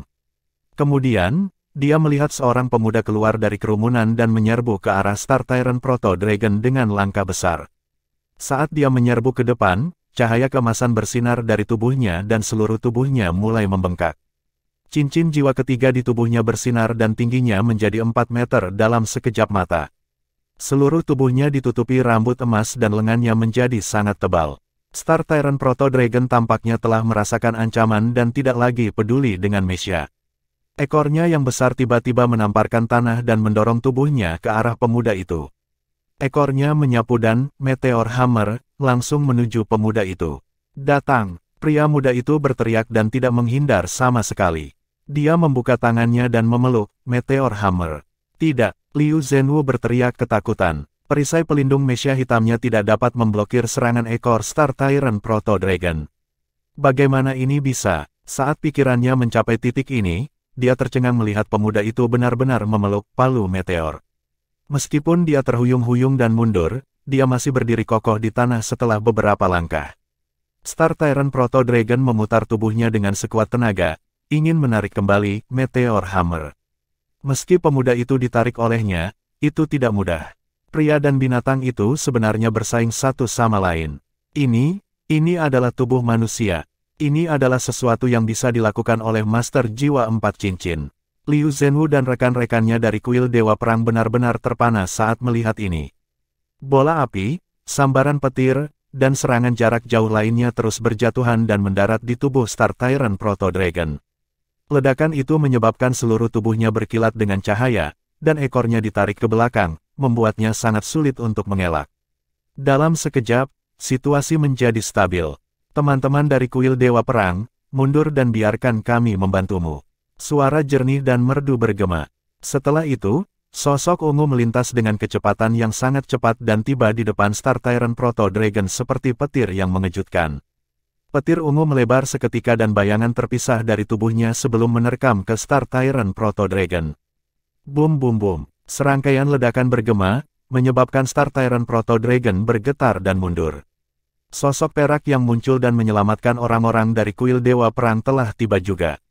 Tombak di tangannya telah berubah menjadi warna perak cemerlang saat diam-diam turun dari langit dan menebas ke bawah. Retakan hitam pekat muncul dari udara tipis dan mendarat di bagian tertipis dari ekor Star Tyrant Proto Dragon yang memanjang. Puff! Retakan hitam pekat itu seperti pisau panas yang memotong mentega. Ekornya langsung roboh dan dia benar-benar telah memutuskan senjata terkuat Star Tyrant Proto Dragon. Liu Zhenwu tertegun. Dia tidak bisa mempercayai matanya. Para pemuda dari Akademi Shrek ini sekuat itu. Pemuda yang seluruh tubuhnya diliputi cahaya listrik dengan bayangan kilatnya sebenarnya adalah seorang guru jiwa 6 cincin. Dia mengenakan battle armor putih perak dan kekuatan ledakan yang dia keluarkan sebenarnya sangat kuat. Sosok lain keluar dari kerumunan Akademi Shrek. Di bawah kakinya, seekor ular pohon raksasa mengangkat kepalanya dan mengangkat tubuhnya ke udara. Pria muda itu memegang pedang panjang dan menyeretnya ke samping. Aura tak terlihat terus meningkat dan menyebar dari tubuhnya. 6 cincin jiwa muncul dari bawah kakinya dan battle armor berwarna putih keperakan menutupi seluruh tubuhnya. Cincin jiwa keempatnya sangat cerah. Ular raksasa di bawahnya membawa tubuhnya ke depan dengan cepat dan auranya menjadi lebih kuat. Cahaya pada bilah di tangannya menjadi lebih terang. Kecepatan ular pohon di bawahnya meningkat. Pada saat yang sama, seseorang dapat dengan jelas melihat bahwa ketika ular pohon meningkatkan kecepatannya, cincin jiwa kelima di tubuh pemuda itu menyala. Cincin jiwanya yang hitam pekat mekar dan otot-otot di tubuh pemuda itu tiba-tiba membengkak. Pola yang sama dengan ular pohon di bawahnya muncul di permukaan kulitnya. Keterampilan jiwa 10.000 tahun, kekuatan ular pohon. Di antara binatang buas, kekuatan bertarung ular pohon tidak dianggap kuat dan tidak memiliki banyak bakat. Namun, itu adalah salah satu monster jiwa terkuat dalam hal kekuatan mentah. Saat bertarung dengan ular pohon, seseorang tidak boleh terjerat olehnya. Kalau tidak, bahkan mamut akan dihancurkan olehnya. Cahaya pedang yang terang menyala dan pemuda di depannya, yang diselimuti petir, bahkan tidak menoleh untuk melihat. Sosok raksasa yang dia lepaskan tiba-tiba memeluk Star Tyrant Proto Dragon dan mengungkapkan satu sisi naga ke cahaya pedang. Bab 660 Pengupasan Elemen. Pada saat itulah Liu Zhenwu tiba-tiba melihat orang lain berdiri di atas kepala pohon. Saat dia dihadang oleh pemuda yang memegang pedang, dia tidak menyadarinya sebelumnya. Pada saat ini, karena ular pohon itu maju ke depan, dia sudah berada di sisi pandangannya dan dia bisa melihatnya dengan jelas. Pemuda itu memiliki kedua tangan di depan dadanya dan telapak tangannya berjarak 20 cm dari satu sama lain. Di telapak tangannya, ada 4 warna biru, merah, hijau, dan kuning bercampur menjadi satu. Saat cahaya pedang yang terang dilepaskan, lingkaran cahaya 4 warna keluar dari tangan pemuda itu. Dengan kilatan cahaya, Star Tyrant Dragon Sos merasa seolah-olah seluruh tubuhnya lemas, dan bahkan tanduknya yang lebih keras dari baja sepertinya telah kehilangan kilau. Dengan suara, pedang raksasa memasuki tubuhnya dan mengiris leher Star Tyrant Proto Dragon. Itu benar-benar memotong kepalanya dengan satu tebasan. Tubuh raksasa itu jatuh ke tanah dengan suara keras, menendang awan debu. Tidak ada darah yang mengalir keluar dari Star Tyrant Proto Dragon, dan hanya ada keberadaan seperti logam di bagian yang rusak. Unsur logam itu sepertinya penuh vitalitas dan menggeliat dengan cepat. Kemudian, mengering dengan cepat seolah-olah kehilangan vitalitasnya. Liu Zhenwu dan pejuang langit kuil Dewa Perang tertegun.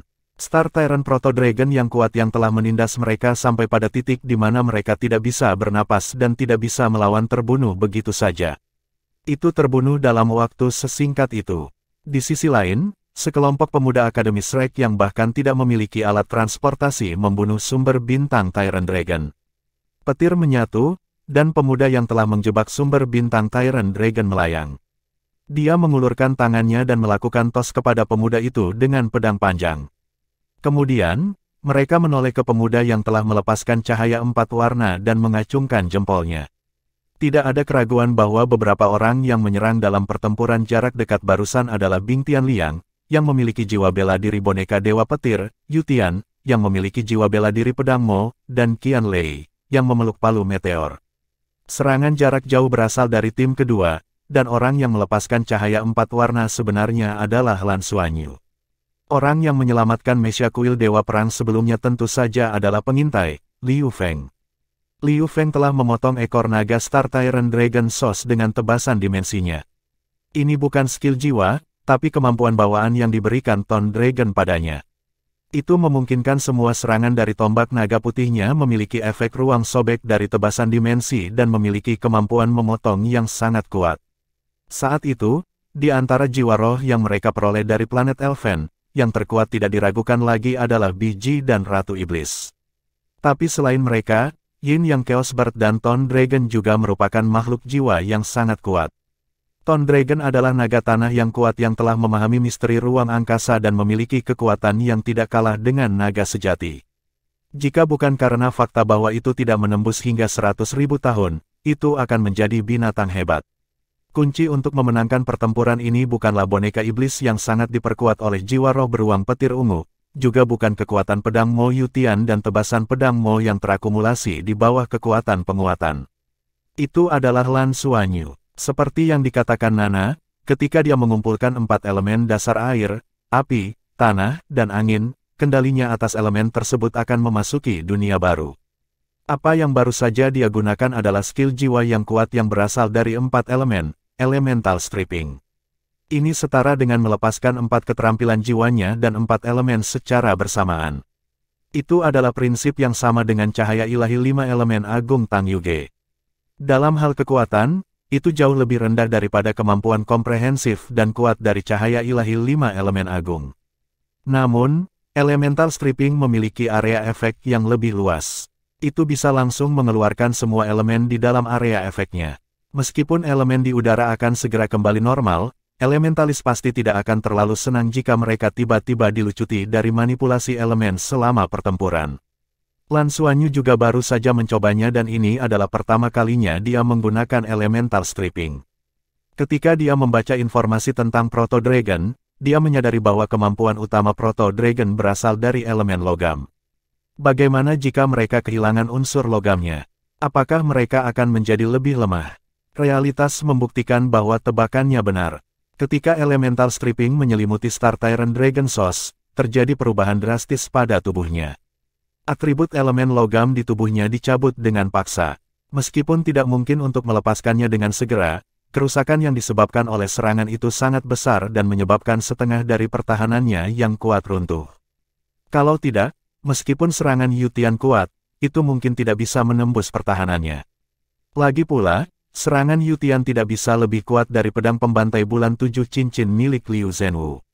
Lan Xuanyu sangat gembira karena Elemental Stripping-nya efektif.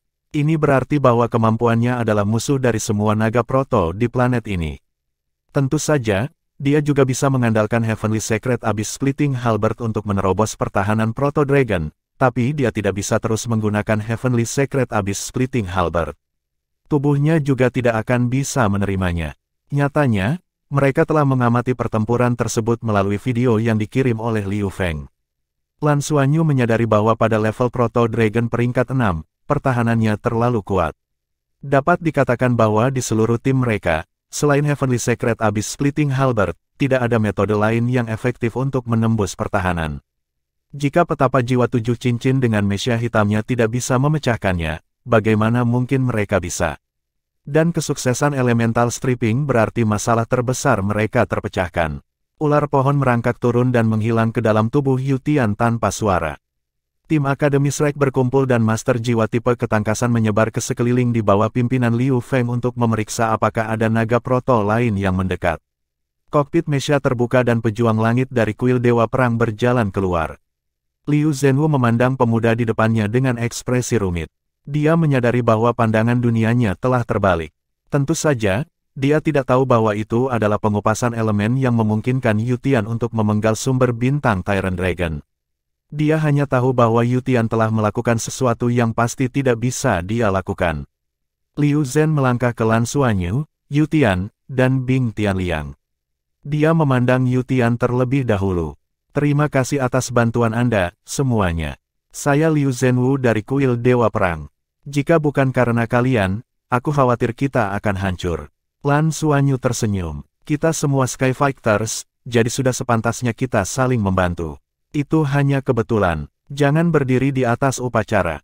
Nama saya Lan Xuanyu. Hati Liu Zhenwu bergerak. Pada saat ini, dia menyadari bahwa pemuda yang memegang pedang panjang dan pemuda yang memegang petir secara tidak sadar berada setengah langkah di belakang pemuda di depannya. Jelas bahwa dia adalah pemimpinnya. Tetapi dia dengan jelas melihat bahwa pemuda ini hanya memiliki 4 cincin jiwa.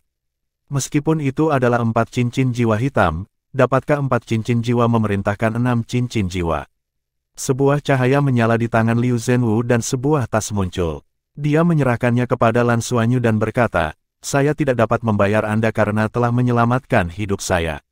Ini adalah rampasan perang yang kami peroleh dari berburu Proto Dragon. Aku akan memberikannya kepada kalian." Lan Xuanyu tersenyum dan berkata, tidak perlu. Kami tidak membantu Anda untuk ini. Kami tidak dapat menerima ini. Kami tidak akan sopan dengan kristal asal naga Star Tyrant Dragon Source itu." Liu Zhenwu bersikeras, "Tidak, kalian harus menerima ini. Tanpa bantuan Anda, kami akan musnah di sini hari ini. Saya akan mengingat bantuan besar ini dan melaporkannya ke kuil Dewa Perang kami. Bolehkah saya bertanya dari kelas mana kalian berasal? Kita bisa mendapatkan lebih banyak kristal naga, tetapi jika kita mati, tidak akan ada yang tersisa." Saat dia berbicara, dia memasukkan tas itu ke tangan Lan Xuanyu.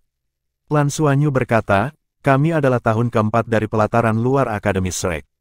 Kami sedang menjalankan misi wajib kami." Sementara Liu Zhenwu tercerahkan, dia tidak bisa tidak memuji di dalam hatinya. Tahun keempat di pengadilan luar. Baru tahun keempat. Berapa usianya? 16 tahun. Usia maksimal 17 tahun. Dia telah melihat beberapa orang dengan 6 cincin, dan ada juga beberapa dengan 6 cincin di antara penyerang jarak jauh barusan. Usia keseluruhan mereka sekitar 3 tahun lebih muda dari pejuang langit muda dari kuil Dewa Perang yang dia pimpin, tetapi kekuatan mereka berada pada level yang sama sekali berbeda.